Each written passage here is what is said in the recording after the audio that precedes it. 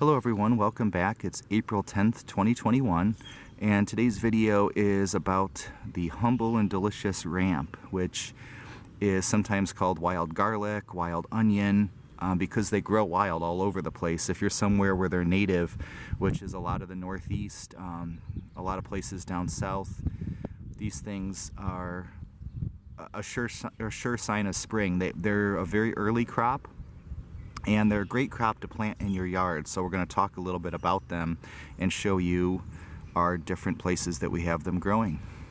This is the box that I built. So this is basically just a 2x8 box with a solid bottom. I put landscape fabric in the bottom to hold the dirt, and I just planted ramp bulbs that I ordered online a couple years ago. So these have been in here for 2 winters now. This is the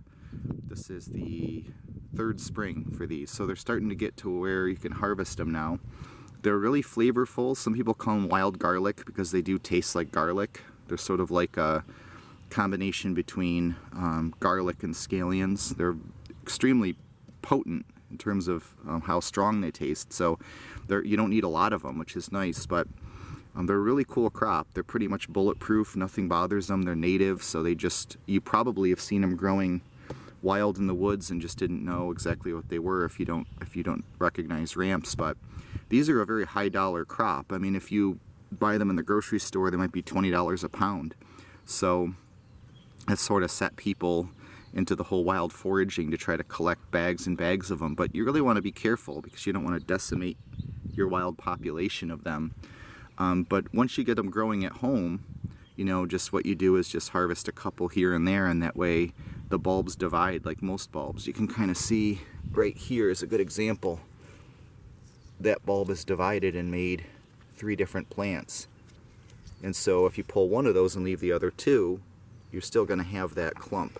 Same thing there. So that's what I've been letting these do each year. And when I originally made this mix, it was just topsoil, little perlite, and a whole bunch of shredded leaves.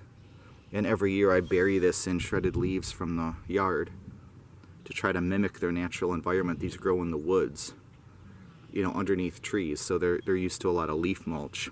So this is one place we have ramps here, and the reason I put them in this box is then I can move it around, because I originally had planted them over in our herb garden, but they don't like direct hot sun. You think about in the woods where they grow, they pop up, and then very shortly thereafter they usually grow under trees. The trees fill in and kind of shade them. So if you put these in the blasting sun, they'll just kind of wither up and not look happy. That's been my experience. So I've been trying to figure out where they should go. And in this new garden bed, there we go, set them there. They seem to be pretty happy. So this is one spot that we have. I'll show you the other 2 that we have in the ground as well. So here's another clump of ramps. These we dug up from the woods at camp last year, and so you just dig them up and plant them basically, and they come back the following year. They're really happy here in the ground. This is in our wildflower forsythia garden, but look at those. That's how they usually grow wild. They're very, very thick clumping plant, and so we could probably get away with harvesting a couple of those. My main goal now, though, is to get them established, you know, because what'll happen is they'll spread and they'll spread and they'll spread, and then you'll have this huge clump of them, and then you can stand to harvest them without losing them. But these are a really tough plant. That's what makes them great. Nothing bothers them. Nothing really eats them. You don't need to really do anything to them. You just put them in the ground and they grow every year, and you just have them forever. So there's our second clump. This was just planted last year. And here's our third clump. These are the ones that came from the grocery store. So what we did is just purchase some ramps, ate them, but saved the bulb and planted them, and that's what these are. They're a lot smaller. They're underneath this chestnut tree, so the ground's a little cooler here in general, but these are doing pretty well. These we won't touch this year. We'll let them just grow. This is a couple of years in now because the bulbs were really, really small. So, but you can see they're starting to spread a little bit. So I just want them to get established and happy here. We have some May apples next to them.